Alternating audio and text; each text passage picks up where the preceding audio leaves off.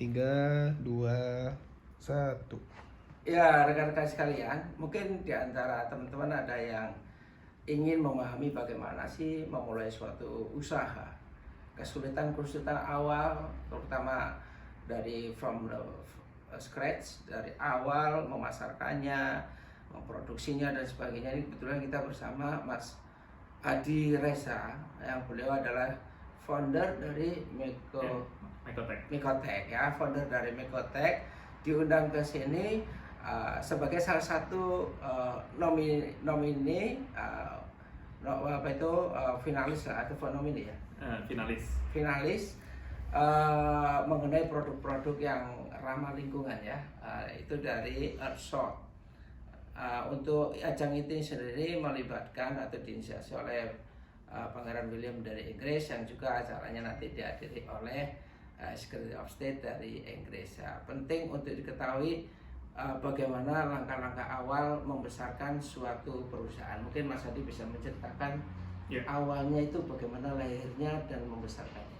Iya, sebenarnya ya perkenalan sama saya Adi. Sebenarnya berawal dari keresahan sih Pak, karena kemarin itu juga awal tahun juga saya nemenin keponakan saya ke rumah sakit itu buat karena gangguan pernapasan yang muncul dari polusi yang buruk gitu kan.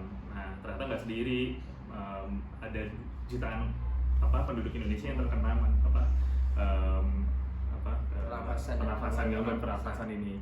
Nah MYCL punya sebuah inovasi, yaitu barang yang saya pakai hari ini juga gitu. Jadi ini adalah it's not leather but better.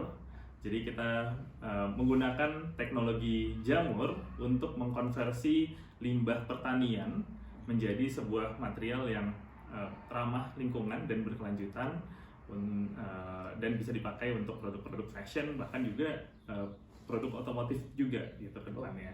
Jadi nggak kalah dengan itu ya, kulit ya, dari kulit itu bahan kulit ya.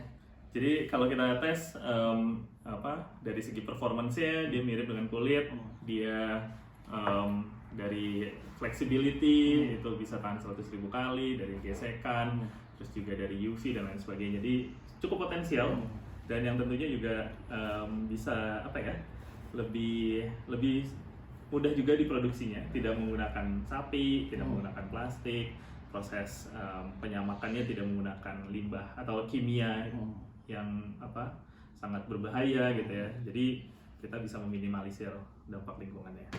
Nah ini kan hasil, tentu merupakan hasil penelitian yang dalam ya. Ini prosesnya bagaimana itu Mas Adi? Awalnya sih kita melakukan research 2015, kita juga banyak disupport juga oleh kampus, dari kampus ITB juga ada, juga dari BRIN support juga gitu ya. Jadi lumayan terbantu di awal untuk mengakselerasi researchnya. Jadi kita sendiri juga mikir Indonesia ke depan sebetulnya punya potensi yang kuat, itu knowledge based economy, yang dimana nggak lagi kita jualan komoditas gitu, tapi kita jualan teknologi. Karena juga baru-baru ini setelah kita melihat potensi yang besar, ada peluang ekspansi ke Jepang. Kita nggak cuma ekspor, tapi juga kita produksi sekarang di Jepang ini. Artinya di Jepang pertama awalnya masuk ke Jepang lewat ekspor dulu, terus kemudian menjalin kemitraan di sana. Sekarang udah mendirikan kayak cabang lah ya. Ya, kita JV dengan perusahaan jamur di Jepang. Mereka provide capital, kita provide teknologi. Jadi ini model yang cukup baru gitu ya. Biasanya Indonesia license teknologi dari Jepang gitu ya, tapi ini kebalikan gitu. Kita yang license, memberikan license.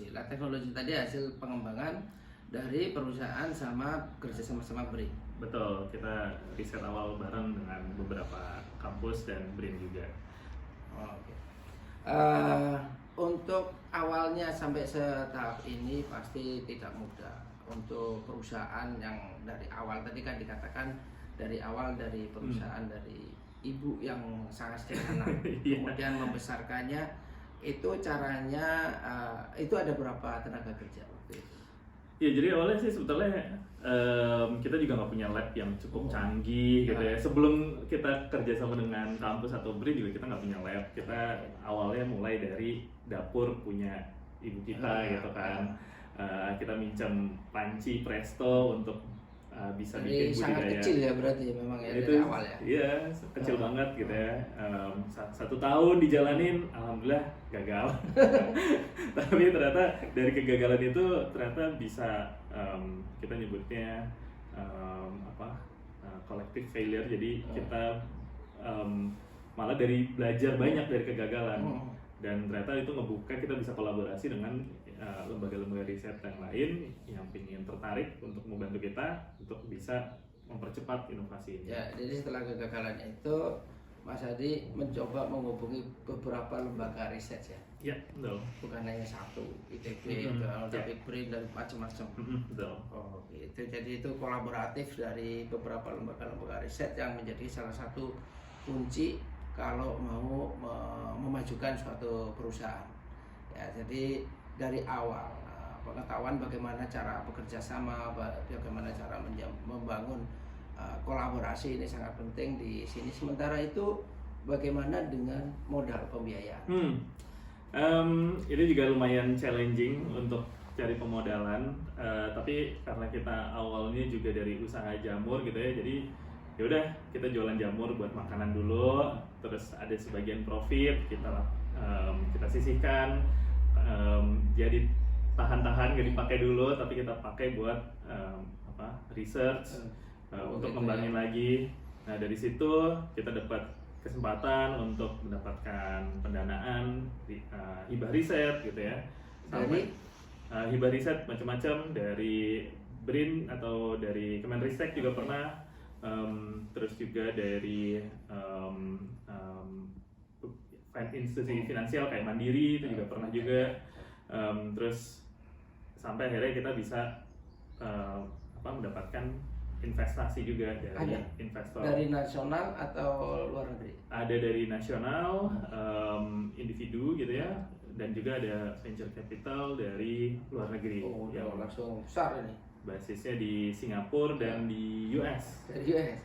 Sekarang ini kan dari nol ini istilahnya. Nah ini sekarang kalau boleh omsetnya itu sekitar berapa kalau dikapitalisasi? Oke, sebetulnya kayak dari mungkin rough figure kali ya. Kalau di dalam bentuk dolar kali ya, kayak misalnya dari teknologi aja kita sebetulnya dapat itu di atas ratusan ribu dolar. Ya.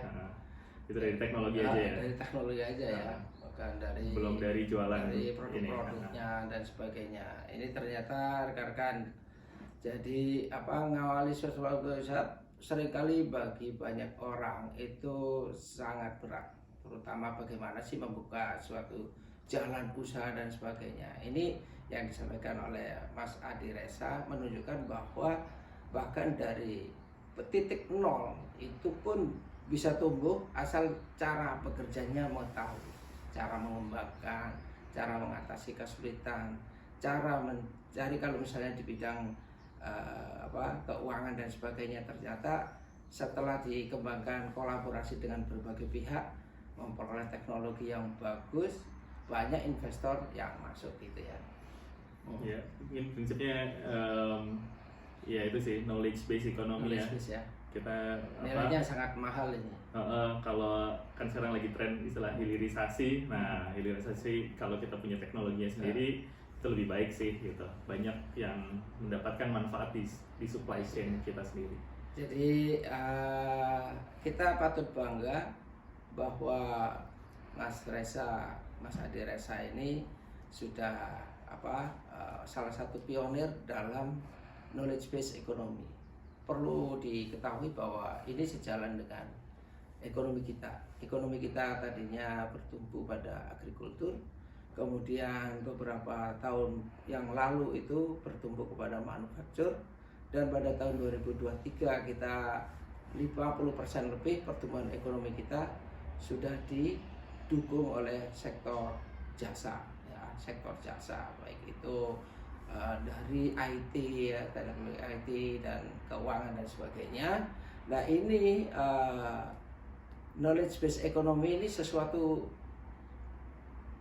yang sangat baru dan menjadi salah satu unggulan yang patut dibanggakan karena betul-betul merubah pencitraan kita yang tadinya kita seringkali mengimpor teknologi dari negara lain, mendorong mengenai transfer teknologi dari negara lain, tapi yang sekarang malah kebalikannya ya. Kebalikannya kita justru mensuplai teknologi ke Jepang dan Jepang menyediakan aspek pendanaannya ya dari situ. Untuk sementara kita akan lanjutkan lagi, stop dulu. Kita 3. ya sebagai teknologi based economy tentu ya, di sini sangat heavy ke teknologi, makanya itu sampai Jepang aja mengimpor dari Mas partner dan membeli teknologinya dari kita. Kira-kira yang bisa di-share teknologi apa dan tingkat kecanggihannya itu seperti apa? Ya, sebetulnya kalau dari segi teknologi sendiri terinspirasi sama tempe, Pak. Jadi kita bikin kulit jamur ini sebenarnya inspirasinya tempe, cara bikinnya. Gitu. Oh iya, sangat disimplifikasi, dipermudah seperti itu sebetulnya. Sederhananya gitu. Cuma bedanya kalau tempe kayak pakai kedelai dan jamur tertentu, nah kita ganti. Kedelainya diganti dengan limbah pertanian yang cukup banyak di banyak negara, Indonesia salah satunya gitu ya. Terus jamurnya kita cari yang punya kemiripan dengan kulit yang punya performance tinggi juga gitu. Jadi prinsipnya itu kalau dari segi teknologinya. Limbah pertanian itu sendiri memang limbah betul-betul yang sebetulnya dibuang ya, terbuang sebetulnya menjadi polusi, tapi dikonversi menjadi sesuatu yang bermanfaat seperti ini ya. Iya, jadi kita tuh banyak banget limbah pertanian dan kadang kan suka dibakar ya oleh petani. Nah, kita bilang ke petani, udah nggak usah dibakar, jual ke kita aja, nambahin additional income buat mereka, kita juga happy jadi punya raw material yang bagus gitu kan. Terus kita tumbuhin jamur untuk bisa kita panen sebagai kulit dalam bentuk lembaran. Jadi itu yang kita gunakan. Dan kalau dari segi teknologinya sendiri memang kita punya beberapa paten dan trade secret manage ya, yang dimana itu yang bisa ngebantu kita, modal kita lah untuk bisa ekspor teknologi keluar. Jadi nggak cuma jualan lembaran yang diekspor atau komoditas, tapi juga teknologi. Jadi ada aspek kerahasiaan yang memang dijaga ya, dan ini teknologinya sudah dipatenkan ke Kemenkumham. Betul, sudah kita paten proteksi melalui Kemenkumham, sudah granted juga dan juga sudah terdaftar di World IPO, WIPO. Oh, di WIPO juga. Gitu. Nah, kalau pertama ini penting juga. Kalau mau mendaftarkan paten di Kemenkumham itu bagaimana langkah-langkahnya? Yang paling pertama sih harus kita draft dulu ya patennya, punya draft paten buat. Kebetulan kita lakunya in-house ya, sendiri gitu kan. Terus juga kita punya legal advice juga yang memang untuk ahli di bidang paten. Terus dari situ kalau sudah punya draftnya baru didaftarkan ke Kemenkumham untuk Indonesia gitu kan. Nanti kita akan lakukan korespondensi selama terakhir kita berapa ya, 4-5 tahun ya, cukup lumayan panjang untuk ya itu. Untuk sampai granted ya. Tapi di level Kemenkumhamnya aja. Di level yes, maksudnya sampai belum sampai WIPO. Dan secara bersamaan kita submit juga ke WIPO. Bersamaan ya. Bersamaan. Jadi kita punya dua dokumen. Satu dalam bahasa Indonesia, satu dalam bahasa Inggris. Itu bisa berlangsung prosesnya ternyata sampai 5 tahun. Nah, ini kalau kerjaan tenaga kerjanya. Nah, tenaga kerja dari perusahaan ini kan tadinya masih awal. Nah, sekarang statusnya, sekarang jumlah tenaga kerja tadi jumlahnya sudah mencapai, dan komposisinya apa itu? Kalau sekarang ada 25 orang di MOICL, 50% itu manajemen dan R&D, 50% lagi adalah operator, dan 50% dari tenaga kerja juga banyak perempuan. Banyak juga tim lead kita yang perempuan juga, jadi itu juga lumayan jarang. Perusahaan teknologi, gender mainstreaming, gender equality juga. Ya, ini satu terobosan dan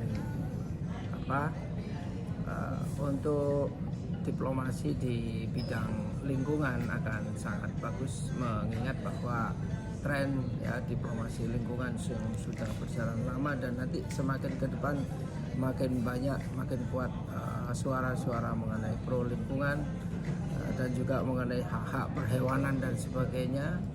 Suatu ketika mungkin akan menghadapi isu yang berat juga bagi petani, industri kulit untuk bersaing karena itu, dan ini menjadi suatu alternatif